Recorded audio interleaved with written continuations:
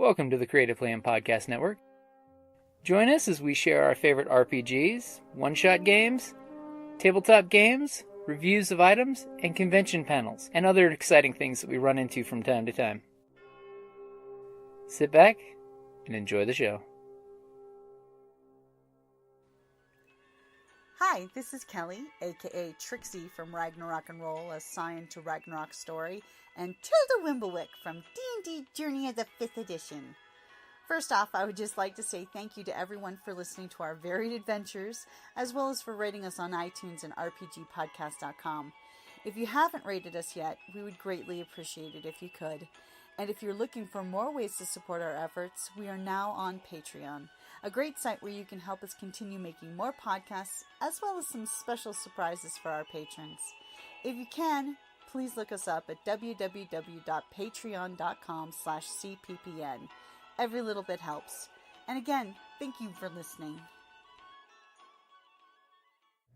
A lot of people say, yeah, I want to be on that one, obviously. Canada's audience today, so there's more audience than that. Is that okay? Yeah. It's about how much of ourselves to share. Yeah, there we go. Yeah, what was who's moderating here, actually? You sat at the end. Actually, I should probably moderate because I'm not the author. Oh, there you go. Defining your creative persona, present yourself to the audience. I think I'm the only guy that isn't the author. So I'll moderate. No, I'm not going to move. This is define your creative persona, how to present yourself to your audience. Yeah, he's going after. I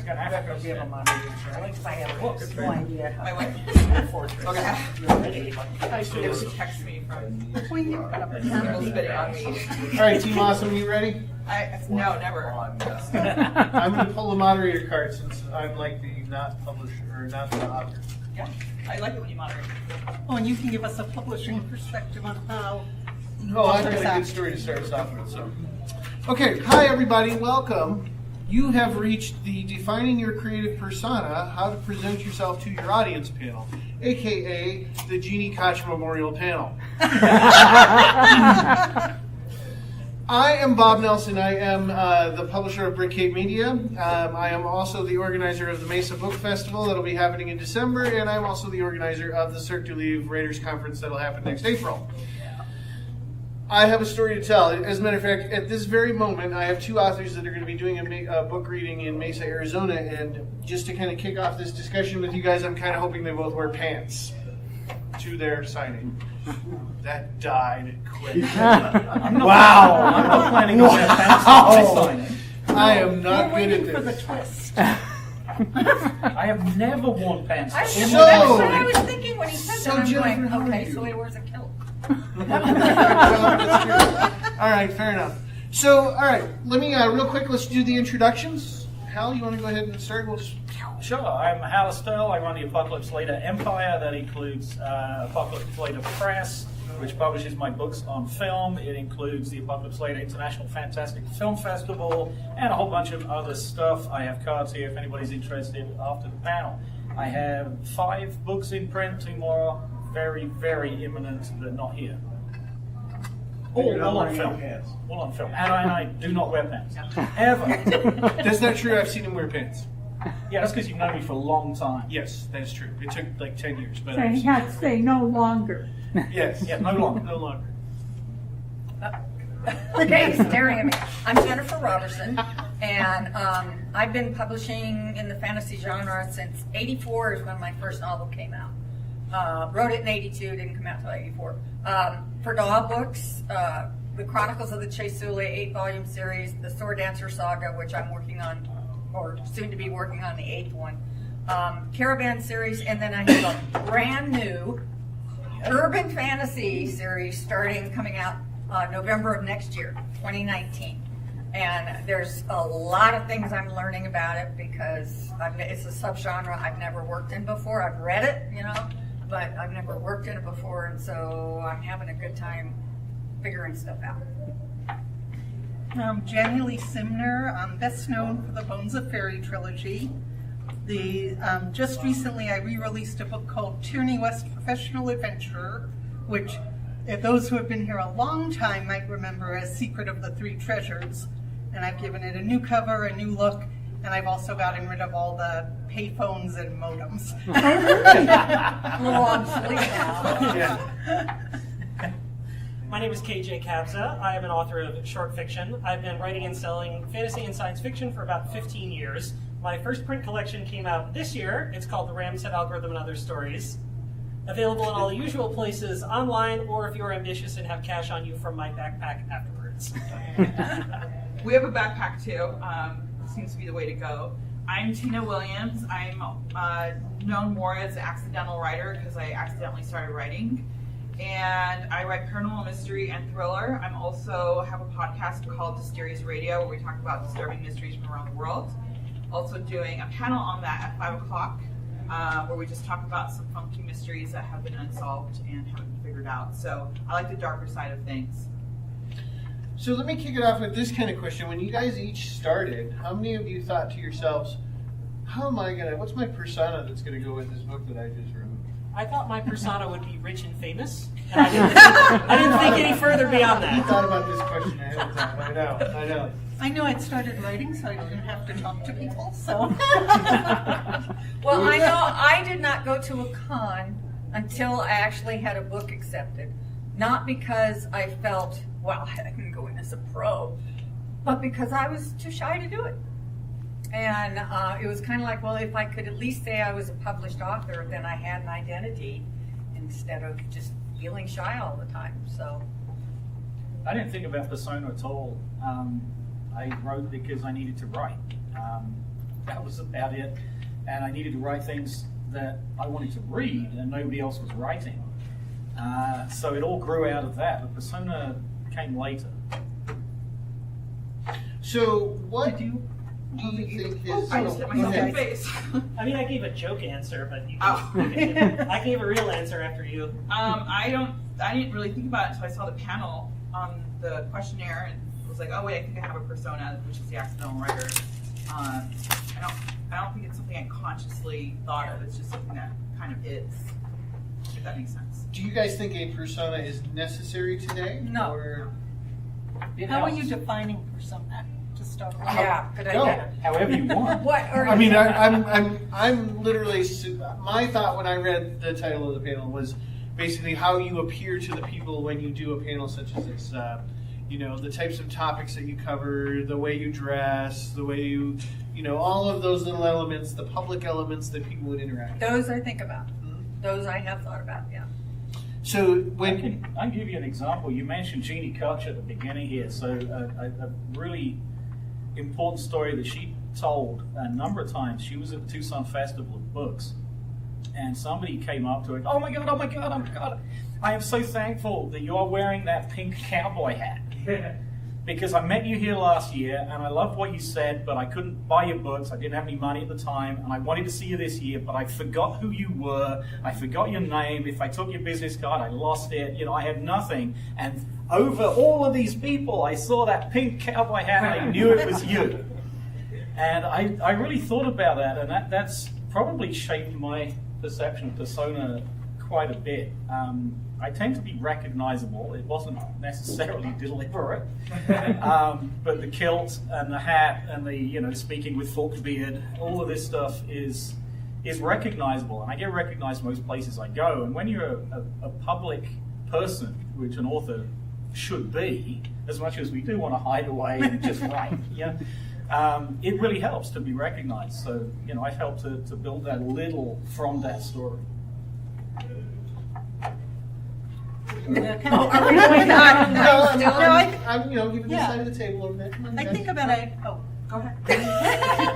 So I don't think, because if it's a persona in terms of like a brand, I'm not sure I have one beyond that person who writes awesome books and who you're always going to enjoy reading things by.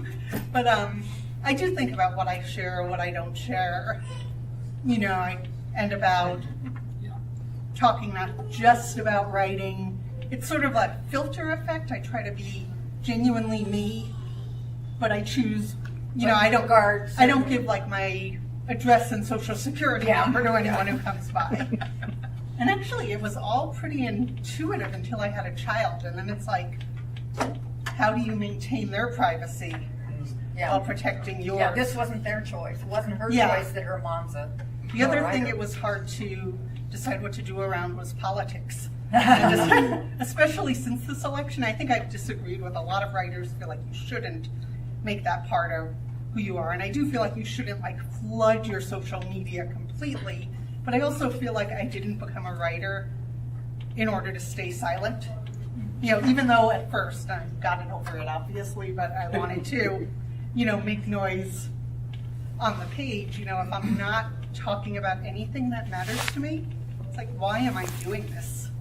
I think your comment about filtering is key with me for projecting, you know, whatever kind of like persona that I do.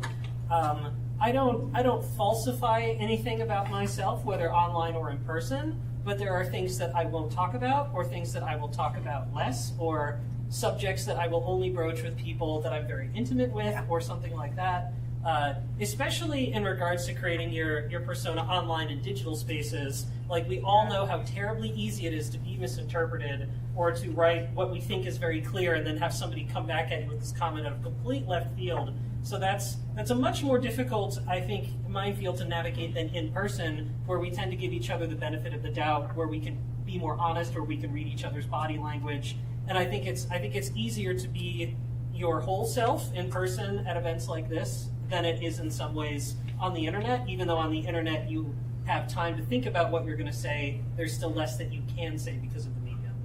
I know, for me, and this is going to sound egotistical on the surface, but if you think about it in terms of yourself, I think you'll understand. When I go to a con as a guest, I know that I am presenting myself as an author. And for my readers, as the author. Not the as in, you know, I'm the most important one, but just that they know my name. So I am subconsciously in the back brain aware of that. I want to present myself professionally. I want to present myself so that people are interested. If I get done with the panel, you know, and somebody comes up and says, well, I didn't know who you were before, but now I'm going to go look for your books. It's like, all right, you know, that's, and I enjoy it. I really like doing this. I like talking with my peers. I like talking with people in the audience, even if I don't know them and things like that. But as I said, I am aware. Whereas I show dogs too. And when I'm in the dog show ring, I'm not thinking about being a writer. I'm as far away from that as I possibly can. And yet I had somebody come up to me, a show photographer come up to me when I was waiting to get my dog photographed because I'd won, and said, can I get a book autographed by you? And it was like, wait, what? Oh, okay, different, yeah, turn the key, what am I doing? So in certain places, I feel like I'm the writer, and in other places, I'm just a person, you know? But talking about, and I'll shut up then, talking about the social media is, I am very blabby on Facebook. Very blabby, and I talk about some serious stuff, like why I stopped drinking and things like that. But I don't talk about everything, and I don't put everything about me out there.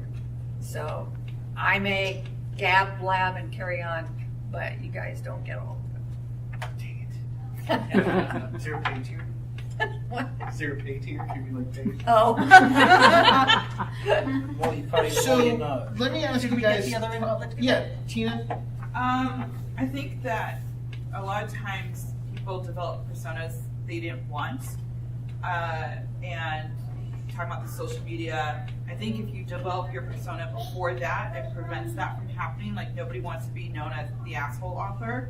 Or maybe some people do, it helps them. Some people. People remember this. I know, and you talk about social media. For me, like, you know, as authors, we follow other authors and stuff because we're inspired by other authors. And I found myself unfollowing a lot of authors that I love and respect because I don't want to associate that with whatever emotion they were getting me to feel, which had nothing to do with what their books make me feel. And so, like, on my author page, on my personal page that's locked down, I chit chat with my friends all the time. And then on my fan page, there's zero politics, zero anything controversial. I can't say that. I do a lot of dark stuff, like dark comedy and things like that. But if you're reading my books, chances are that's what we like. And I've had a lot of people say we like that because you're our escape. And we're inundated so much on a daily basis with everything else. I just want a moment to just look at something and not have to think about real life. And I think as authors, that's what we're doing. We're creating stories. We're helping people escape from real life.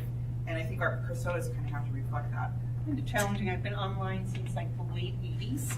So it's evolved. So by the time like my space online became a promotional tool, you know, I've been just hanging out, and one of the hardest things to figure out is how to balance that.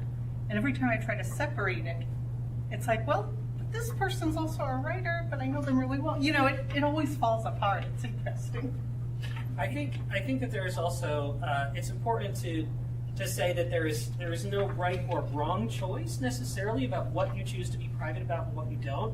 There are authors or creators who want zero politics on their feeds at all. I'm similar. I don't put any of that on mine. But there are also authors who go, this is an important part of my identity and brand, and I will put a lot of political stuff on here. And it's not necessarily going to help or hurt your career. It will help or hurt your impression with different people. Yep. But you can still find an audience if you choose to do that. Likewise, if you decide to be really personal and put stuff on there about this, these are my struggles with like drug addiction or alcoholism, you will have fans who are like, I love this is an intimate portrait, like I know so much more about this creator, I can connect with their work. Like that is not necessarily out of bounds. So things that you think might be very, very private and you should not put out there, maybe you can. It's just all about being deliberate and being sure that you're comfortable with yourself and you're comfortable with what about yourself you're choosing to highlight. Well, yeah, because you're being a role model at the same time. Like, I struggle with anxiety, so I've had people, and I talk about it on my page, and I've had people say, I like that you're open about it and still see you at these events, because that kind of tells me that I can do the same thing. I can get to the events even though I struggle with anxiety. I can still travel even though I do that. So I feel like if you share some personal stories like that and you can relate to somebody, that's great. And a lot of times you can share anything controversial as long as you do it in a way that doesn't alienate anybody. Yeah. Then you're going to draw in more people that are going to respect you, because you, as an author, you should be able to voice your opinion in a way, because you are a writer, and use the right words that doesn't alienate people, in my opinion. So let me ask you guys, probably what I would think would be the ultimate manifestation of persona for an author, which is the pen name. What are your thoughts on pen names? Why you would use them, if you would use them, if you build a persona because of that? Or? I don't use a pen name, but I sort of use a pen name. You know, I'm still me, it's my name, but everything I do is Apocalypse Later, so it's a brand rather than a pen name. But it sort of hides the name underneath. The name isn't as important. And going on from things that were just said, I write nonfiction, so it's a lot easier to separate. When you write fiction, you write yourself into it. Your opinions and yourself become part of that world. You know, if you're a right-wing person, your books tend to take on a right-wing sort of sensibility. They don't have to, because you write fiction, but they instinctively They do. may. I would put it, they may. You would have to fight it, and the longer you've written and the more you've done, the easier it would probably be to get away from that and write something away from who you are. But certainly first-time writers tend to write who they are first. They take their own ideas, their own backgrounds, and put that in fiction, and then expand from there. With nonfiction, it's very easy to separate. So my Facebook is, my Hal Estelle Facebook is me, and I talk about very little because mostly I comment on other people's stuff. But Apocalypse Later, I have a group set up, and that's where all of that stuff happens, whether it's the books, whether it's the film festival, whether it's the roadshow, whether it's, you know, other events I'm running. It's sort of compartmentalized into that Apocalypse Later brand. Everything's in that brand. I don't use a pen name, but I feel more conflicted about it with time. Really? Because my name is both a great name to have, because you know it's very uncommon. Yeah, I mean, sure. for years when you typed in my first name, Janie, I was the first result. Now I'm like, there's I think a role player and a quilter who pushed up ahead of me. And Simner is a really uncommon name, to the point that I was able to get Simner.com as my domain name. Oh, really? Because I got it, you know, early enough. But it wasn't as early as if I'd been like Smith. is relatively, at the same time, I'm kind of aware, well, that makes me easy to find too. And that's both, good and potentially creepy. So, especially now and as a writer, I know how to find information about people. So I know what can be found. I like that pretentious pause. I think for me, I'm struggling right now with my pen name because there's been 3 other authors since I've been publishing that have my name, and they write completely different genres than what I write. So I'm struggling because I'm in this transition of I think I need to change my name again because there's other authors out there, but then there's all these other books in his name. The other reason I don't use my real first name on my books is I don't want any kind of gender associated with the writer, because unfortunately people still have bias if a woman can write horror books. So I just want people to subconsciously not think of the name and just think of something generic and look at the book first before the author. And then like Hal, I think I get a lot of people who recognize me more as the accidental writer before they recognize my name. So they've seen this and they look at like, oh wait, the accidental writer, I know who you are. So that's kind of cool too, to have that kind of tied in as more who people identify me as than my name. So I'm struggling a little bit with it. I don't know where I'm at with the pen name. I think if you have a pen name, just make sure nobody else uses that would be my suggestion first. I actually used the pen name, but it was my married name. So it was my name. It was totally different genre. It was a historical romance, the bodice ripper, whatever you want to call it. And I didn't want to confuse readers, and so either shut them down or, make them buy it because it's by so-and-so, but this is not what I thought I was getting. So I used a pen name, and that happened to be my married name. But I actually, with the urban fantasy that's coming out, I played around with the idea of using a pen name on it, not to hide that it was me, but because it's a subgenre of fantasy. But of all the fantasy that I've written, it's not related to anything like that. So it's like, well, do I want to draw in the readers I already have? Am I concerned that dyed-in-the-wool urban fantasy readers are going to say, oh, well, I'm not interested in reading that by her because she writes X and so. And I finally just said, the heck with it. I've spent all these years of building my quote-unquote brand just as me, and I'd rather encourage all my readers I already have to, read the series. Reminds me of I was part of a project with a group of other writers where we took a pen name and did a steamy romance series. And we each did one book, and it was a lot of fun. And I learned a lot about self-publishing, but one thing we also learned that it's a lot harder to start from zero and get noticed. We did not become rich and famous. You probably haven't heard of it, although maybe if you have, it was fun, and I think it was well done, but... Did you want to drop a hint on it for us? It got, most of the writers took their books down, Oh, okay. so you can only find, I did the last book. All right. I will say there was a mystery element and I had to tie it all up, Yeah. while also having a lot of steamy goings on. Steamy times. Steamy times. I have thought about using a pseudonym because I write non-fiction and I do want to write fiction. I always wanted to write fiction. I started out with short stories and poetry, and it didn't really work. And I fell into non-fiction by accident, and it sort of became who I was. But I want to write some fiction, and I do wonder, should I put a different name on it? Because, I think my mind is against it, partly because I write different types of nonfiction, even within film. There are books I write that are very serious. Like I wrote a book on Charlie Chaplin, and it's a very serious exploration of what he did in 1914. And then I write books that are much more funny. The bestseller is called Ha, and it's about the really worst films of all time and the reasons why they were made. And there's substance in there, but there's a lot of fun too. I'm having fun with this stuff. And I have readers that will buy my fun stuff and won't buy the serious stuff, and I have readers who will buy my serious stuff and not the fun stuff. So I think they'll distinguish if I write a novel. They'll think, oh, that's different, and I'm either interested or I'm not. Where I'll use it is if I ever do want to become rich, because I'm not going to get rich doing, film criticism. Really? No, sadly. Siskel and Ebert. Yeah, right? I was just thinking, really? But if I conjure up something that people want to spend money to read that I don't care about, like if I churn out some mythical beast erotica. People care about that. You know, there's a thing now with erotica about time traveling dead presidents.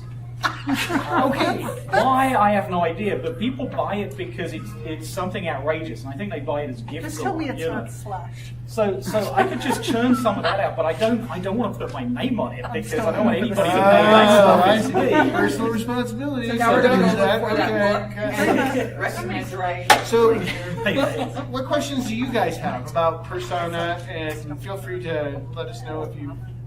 Just picking up on something that Jenny said a while ago, just as an example of being selective about what you reveal.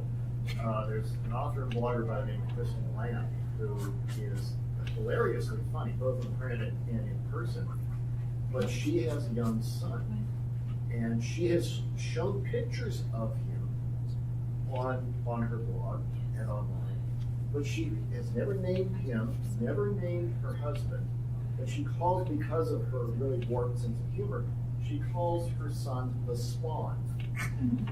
But it fits with her personality, and so it works, and it's clear that she's being very careful about what she reveals. I keep my daughter's name offline. I do, and the pictures are locked down. I was just People going to I've say, met in I talked to Larry earlier, and I said, I know you call her toddler.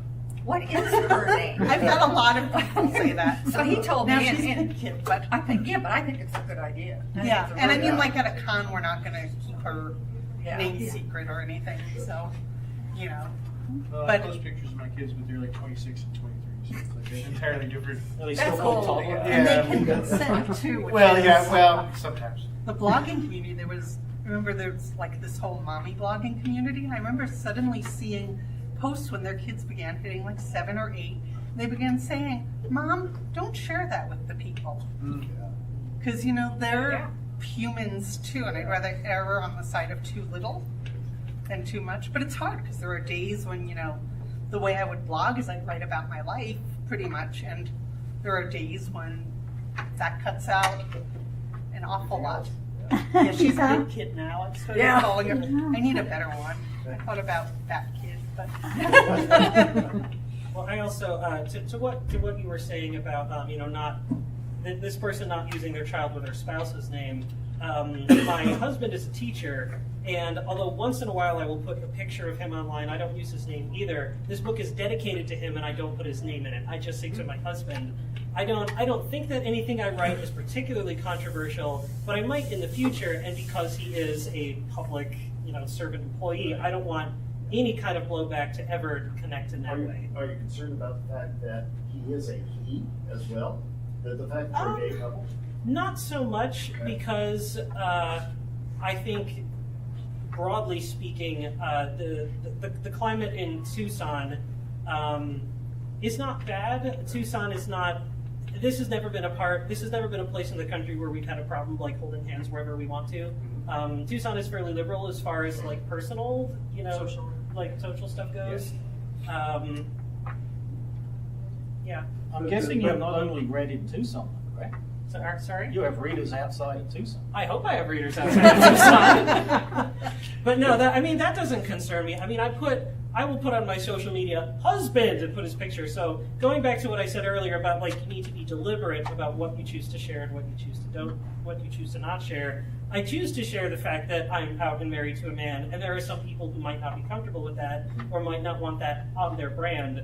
I will have to say that when I started promoting this book and marketing and everything, I had to sit down and weigh the question. And this sounds very stupid, but how gay of a writer do I want to be known as? Because there is a niche for that. There are people who say, "Oh, I am looking specifically for books by queer authors or speculative fiction by queer authors." That is what I want, and I weighed whether or not to do that. I mean, the pros being that yes, that's me, and a couple of the stories in here have gay protagonists, but the cons being, do I want to narrow my audience that way for readers who would not necessarily want to look for that? Not all of my stories in here are gay stories. It's not like Ram's Head Gay Fest Extravaganza. Like it's not necessarily a book about That sounds sexuality. like a good book, though. It does. You can write that book. Somebody write that down. That's one for my suit. Yeah, but no. So that's part of myself that I decided. This is what I will share, but this is the degree to which I will share it. Yeah, just use an example because it's such an obvious example, or hopefully it works. That's the difference to me, and I'm speaking very positively. I think that's the difference between simply saying, "This is who I are. This is who I am. This is what I write," versus actually trying to convince other people of something, whatever that may be. Yeah.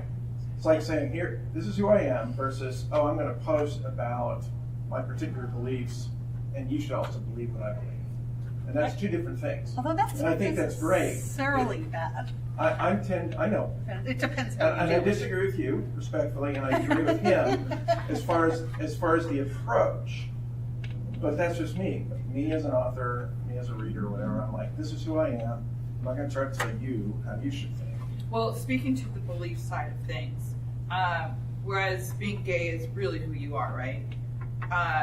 I've had, because I'm an atheist, I've had the atheist convention ask me to speak there as an author because they don't have atheist authors. So they've asked me to be kind of representative, even though my books have nothing to do with religion. Well, I mean, this one has to do with Sumerian mythology, but they wanted that representation. They want people who are public figures to speak as an atheist. So I've had that kind of reach, but I also try to approach it in a way where I don't alienate anybody else. My best friends, as Christian as they come. So, it's just more of, we're a small community and we feel alienated. So we want more people who are public and outspoken to kind of come support that. So I think if you do choose to speak on a belief, you have to be more of the empowering that instead of trying to alienate everything else. And that might work that way.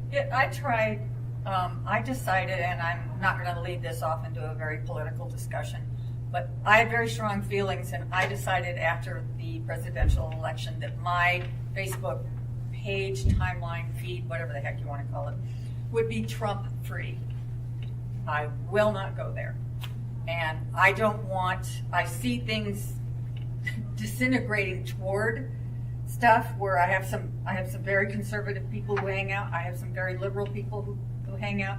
I'm a centrist, so my natural bent is to not go to extremes on either side. And I monitor it literally. And I will sometimes say, and I hate doing this, but I will sometimes say, look, I want to bring up this topic, but I don't want it to let's talk. Let's not argue. Let's not get in a screaming fight. And if you go there, I will pull this down, which I hate having to do, except that we've seen it become so polarized and everything. But I basically said, I'm just not going to go there. Now, I will talk about certain political things, but not that.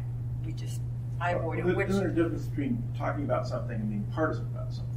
Advocating. Yes. Versus just saying, here's a space, let's talk about it, versus I'm trying to... Conversation is great, and I have somebody who hangs out there that I actually know her from dogs as well. She's very conservative. And she says, what I like about it is I can come to your topic and I can discuss my beliefs, in a setting of where we're all discussing differing beliefs. And you don't get into big screaming fights and we don't. I mean, sometimes if I can see it going, like I said, if I can see it heading that way, it's like, okay, we're coming back. For instance, I had a friend, for reasons I won't go into now, it had to do with self-protection. I decided I would get a gun. I am pro, here we go political, I am pro gun. I believe we could have safer regulations than we do. Do I want to take away guns? No. I'm going to buy a gun. And I took a class and I go shooting at marksman. And I don't have my gun yet. I had, what all this is in aid of is I had one of my friends that hung out and took part and everything else. She's extremely liberal. And she said, I can't believe that my friend is talking about getting a gun and that they can be useful and everything like that. She said, I'm leaving. And that was it, and it's like her choice. But I don't like things anything. that could. I know. I mean, if you said I'm buying like an assault rifle and going to the mall. Yeah, that's a whole lot different than getting, because I'm going to buy a gun for All right then. self-defense. So let me ask you guys: have you guys ever had scientific experiments with your persona? Maybe tweaked your persona just for the sake of kind of seeing how it would be received? So as a horror writer, my mind just went completely to I'm very interested in the answer. what kind of scientific experiments are you talking about? Well, maybe at an event you brought up a discussion about a genre that maybe people wouldn't normally associate you with, just to kind of see what people would. Well, I'm so writing doesn't pay the bills, at least for me. So I have a job, and my job is selling luxury real estate. So when I'm selling luxury real estate, I'm usually in a suit, very poised, and then my clients inevitably find out that I'm a horror writer. Sometimes by somebody else mentioning it, but sometimes something will slip when I'm talking where my mind goes there. Like, oh, that would be a great place to hide a body. And my clients kind of look at me, I'm like, I'm so sorry, I write horror and it's just the way I think. And fortunately, 90% of them have liked it. I've had a couple people that kind of looked at me and I'm like, am I going to hear from you again? Not. And then I've had other clients that just ran with it and they get a little bit more grotesque than I am. Like, I think maybe you guys should be the one writing the books. And I think a lot of them kind of have fun with it. Like, am I going to end up in one of your books? I'm like, if you fire me, I'll probably kill you off. So I don't know if that's what you were asking, but yeah, I have fun with it with my real life type of thing. And I think when people see me, when they know my books first and they've read me, and then they see me in person, I do get that you don't look like a horror writer. And I'm like, I don't know what a horror writer looks like, but they just didn't picture me, I guess, which is fine. I completely like to surprise people. So That reminds me of at one point I saw a review of one of my books by a blogger who said, basically, I met Janie Lee Sumner at Comic-Con and I didn't read her book for a long time because I didn't think it could be very dark because she's so darn nice. that was Bones of Fairy. It did make me wonder, should I be, but it's too much work. So Jenny, let me follow up with that. And this is a good question for everybody. Have you ever looked at a review where the reviewer has kind of attached a persona to you that you were like, what the? Yeah. I actually haven't really. There was someone who claimed I ripped off a book written 10 years after mine and was a horrible person. But no, mostly I've been lucky enough not to have reviews that got deeply personal. I had one. I have also written some historical novels, not historical romances, but historical novels. And somebody reviewed it and said, and this was a Robin Hood, it was a reinterpretation of the Robin Hood legend with the emphasis on Marion, okay? Based on the author photo on the back of my book, she got into it in her review, saying, well, she clearly thinks she's Marion, and she was off and running. No, my photo. Oh, that's crazy. I once wrote a piece of flash fiction, so short, 200 or 300 words, and in this piece of flash fiction, the protagonist and his sister were both wheelchair users, and I don't know what happened, but somebody somewhere in this particularly gross form of the internet read this story, decided that I wrote a piece celebrating obese people in wheelchairs, and they played out this whole incredibly fat-phobic thread that was like, look at this gross-ass author who believes that it's okay to be so fat you're in a wheelchair. And I'm like, what are you even? How the hell? And I just don't know. I just don't know. Just had to let that go. And that's smart. Yeah, it's very strange. I had another story that I wrote at the request of an editor for a magazine. He said, I'm writing this we're publishing this story that has time travel in it going forward from 1969 to the present day. Would you be willing to write a companion piece? that goes from the present day to 1969. And I said, that sounds fun. And then I wrote a story. And then like an editorial accompanied that magazine about how this magazine was the controversy issue. And every story in this magazine was going to piss people off. And I was like, I didn't write this story to piss people off. Like, are there now people reading this going, oh, KJ Captain and Rabbit wants to piss people off? I'm like, what is this? I wrote another story. I have a lot of these stories. I wrote another story, again, like a short piece of flash fiction that was about, I posited a very dark future in which all of our national parks were eventually going to be hidden behind walls and barbed wire because there would be so few wild places left protected from climate change and things like that. And the protagonist was like one man like watching inside a park on a camera that a drone planted, and then finally, one day the camera burns out, and it's very tragic. And I happened to be circulating this piece right at the time the presidential election occurred, and the editor bought this piece and said, we are going to publish this, and then he wrote this long editorial about how I had clearly written an anti-Trump piece and so on and so forth. And I'm like, this piece is about conserving nature.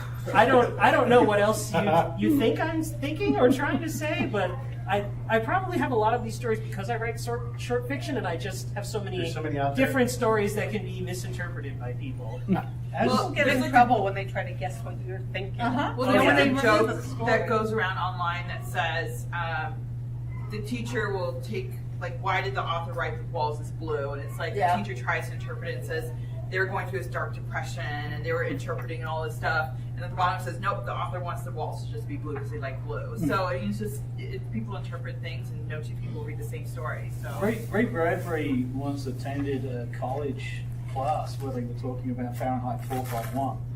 And everybody worked out what they thought it was about. He disagreed with all of them. Did they know he was there? I don't think they knew he was there. Oh, that'd be cool. Fly on the wall time. As I don't know if I'm the only critic here. I write film criticism. Also, I write book reviews of mostly fantasy and science fiction. So I do see this in critics, and I try to avoid it. I do try to find the substance within a piece.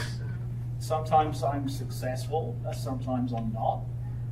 Sometimes I dig too deep. It is very easy to dig too deep, especially when you bring humor into it. Like I watched the Incredible Mr. Limpet.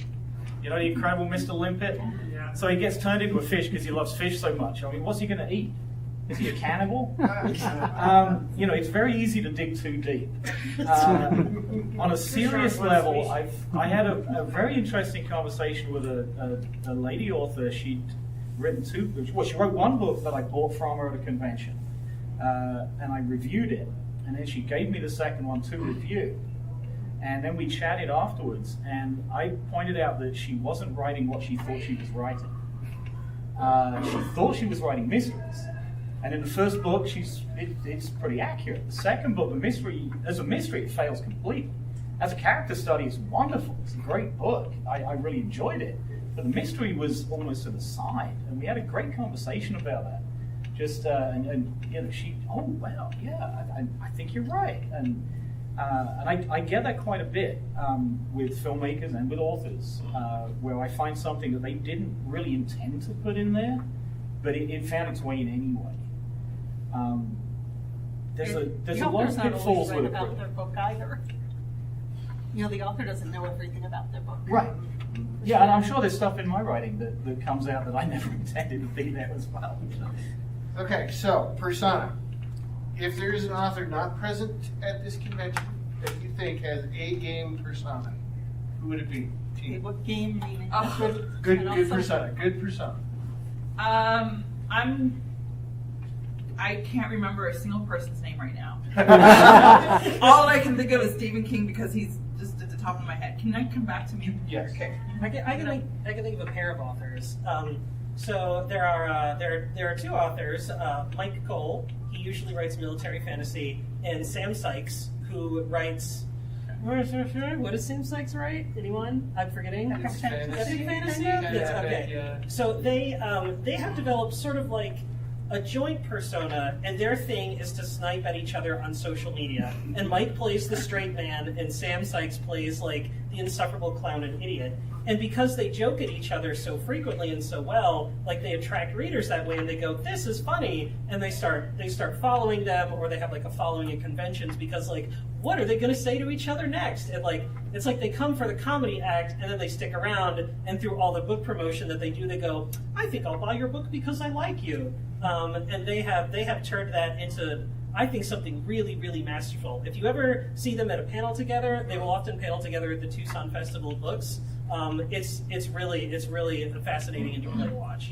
I have an answer. Okay. I don't want to say it before I forget. Good. I'll blanking. Gail Carriger, I would say, has a persona with steampunk. And when you see her, she's steampunk. She writes steampunk, and it's. I mean, that's all I can think of is when I think of her as steampunk. So I would say that's a very clear-cut persona that she has. I'm still blanking. I had to put that out before I forgot. Looks like you're up, buddy. I got a couple. I got a serious one and a fun one. Same vein that you were mentioning down there, Jim Hines. Is a science fiction and a fantasy writer, and he got into a thing on, I don't know, one of the social media things where he was taking the really bad covers from science fiction novels, usually featuring women in poses that are not possible. And he, as a balding, bearded man, would reenact these. And again, I think it really drew a lot of people to him and thought, this guy's funny, I like this guy, and he writes stuff, cool, I better buy some of his books. On a more serious side, John Scalzi, who I think he was the one that challenged him to do that. He has, I think, a really good balance about what you were talking about, things that you want to say, that you believe in, and things that go too far. And he certainly believes certain things, and he said so very clearly, very precisely, no doubt as to what he means. He will not come to a convention unless there's a code of conduct, period. He says so. If you do not have a code of conduct at your convention, I'm not coming. You can offer me the moon, and I'm not coming. You've got to have a code of conduct. So he, I think, is seen. And I don't think this, I'm not saying this cynically as he's conjured this up as a persona. I mean, he's serious about this stuff. And I think he comes across as somebody that's serious about his stuff, and a lot of people respect him for that. And I do think that becomes part of the persona. This is somebody to listen to, somebody to, beyond the writing, just somebody who you want to.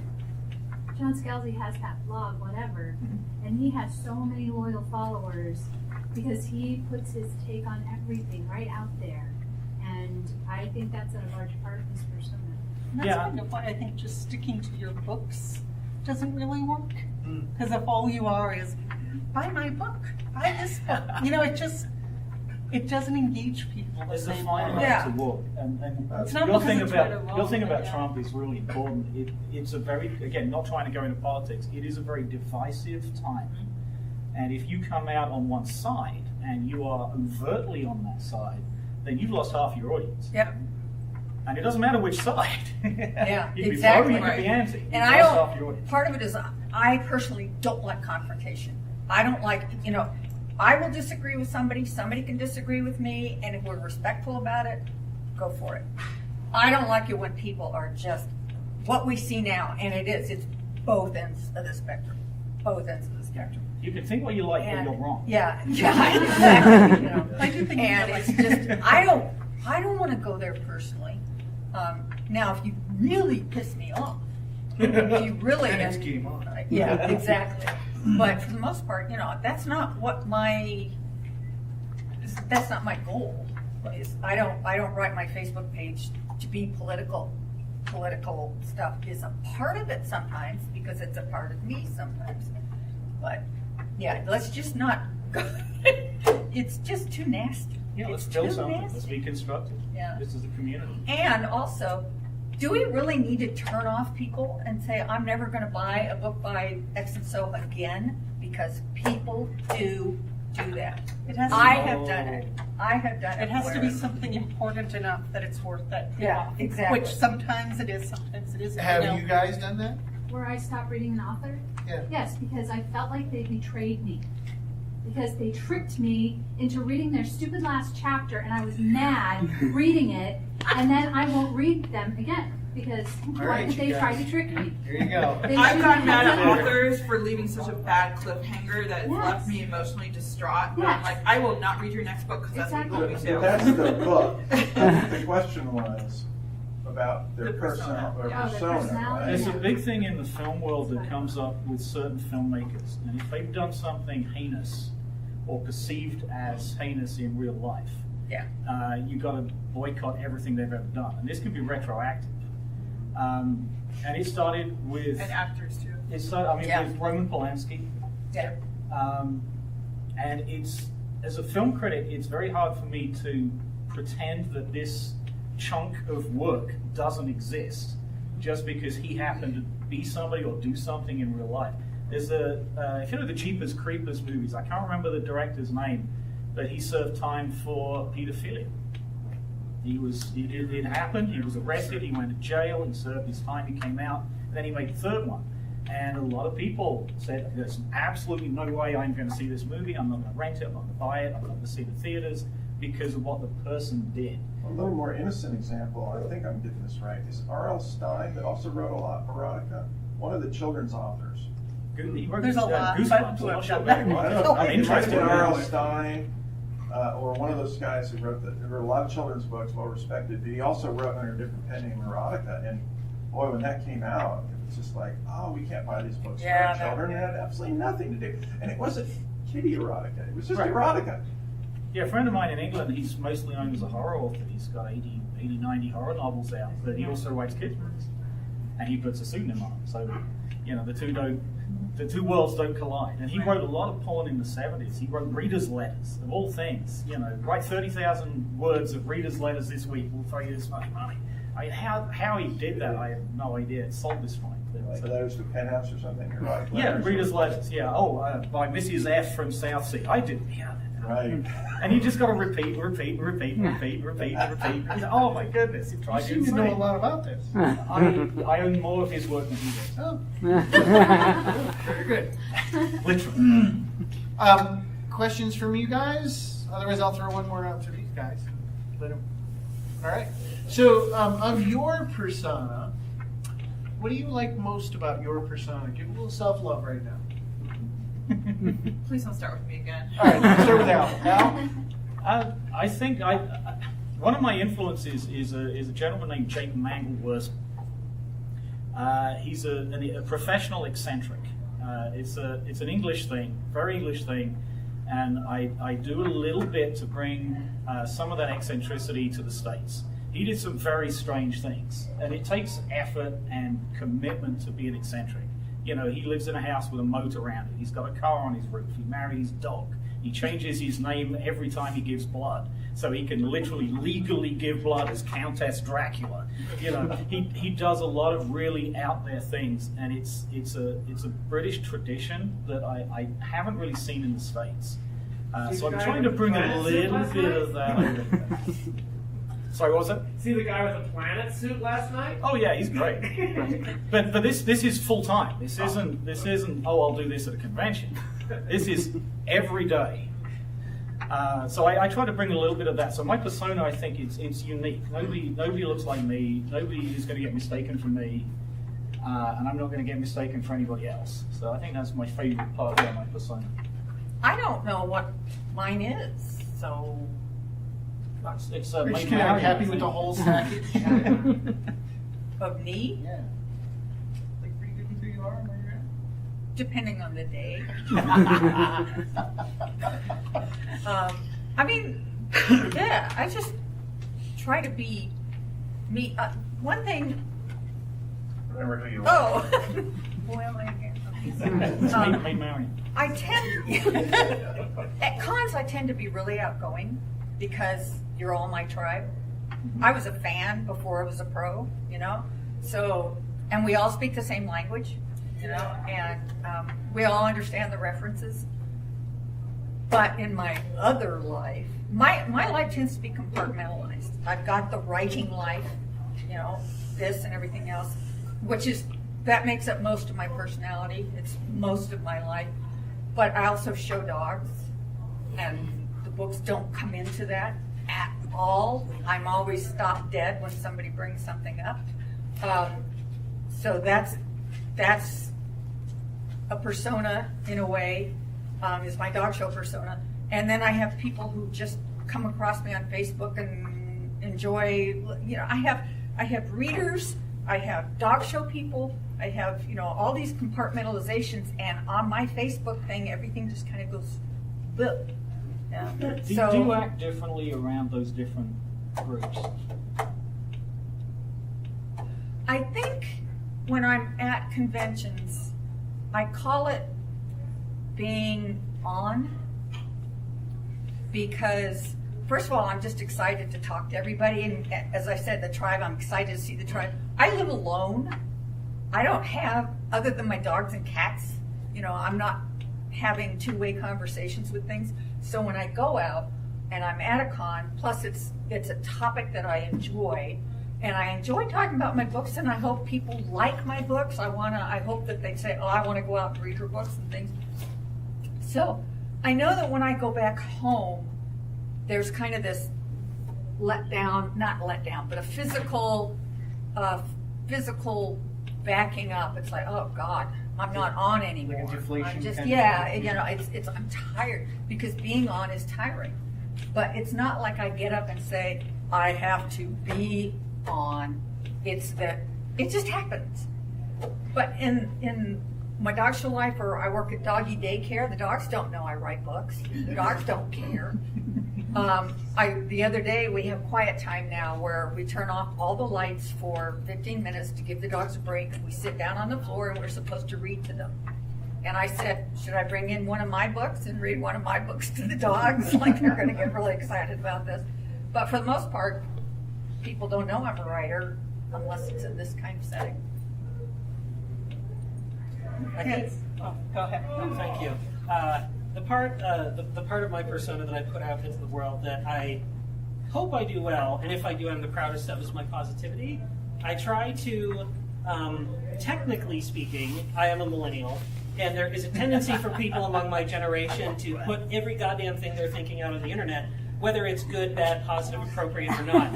And while I too am human, and I have negative feelings, and I have anxieties, and I have worries, and I have crabby, unfair judgments about other people, I try to not put that on my Twitter feed. What I put there, I try to have it be funny or positive or upbeat or neutral. If I do put something that has any kind of negativity or serious emotion in it, I try to be thoughtful and heartfelt about it. I think there are people who can do a good job of making a persona out of the lovable crank, or the person who tells it like it is, or the guy who's always mad about something. But I can't do that very well, and I think that if I tried, I would just turn myself and all of my followers into unhappy people. So I try to be a force for positivity in the world, because there are a lot of awesome books out there, you guys, and there's a lot to be excited about. Which is positive. Yeah. There you go. Yeah.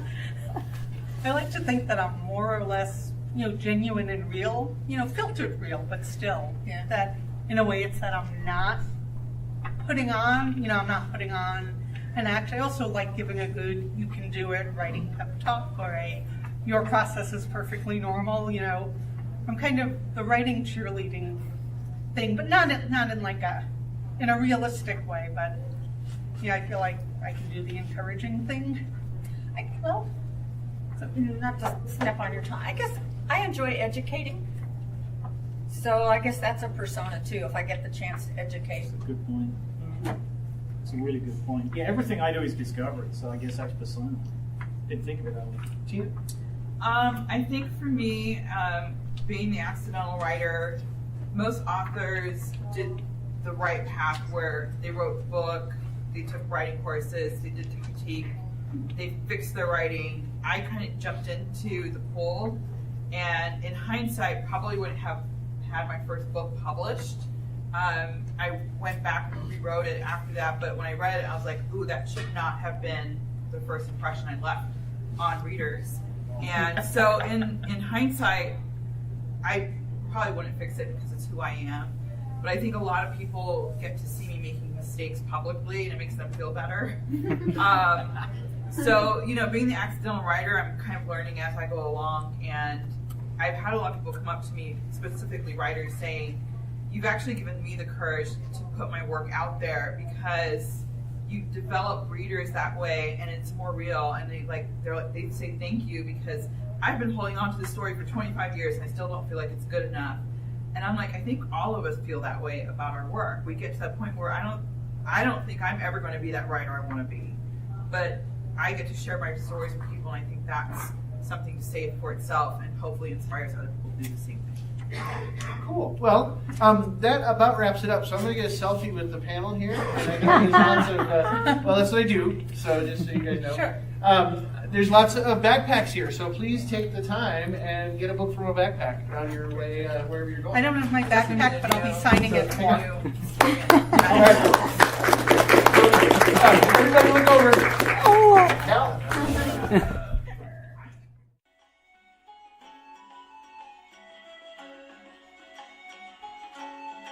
Thank you for listening to the Creative Play and Podcast Network. And feel free to enjoy our other shows, such as D&D Journey of the 5th Edition and Scion Ragnarok and Roll, a Scion hero to Ragnarok story.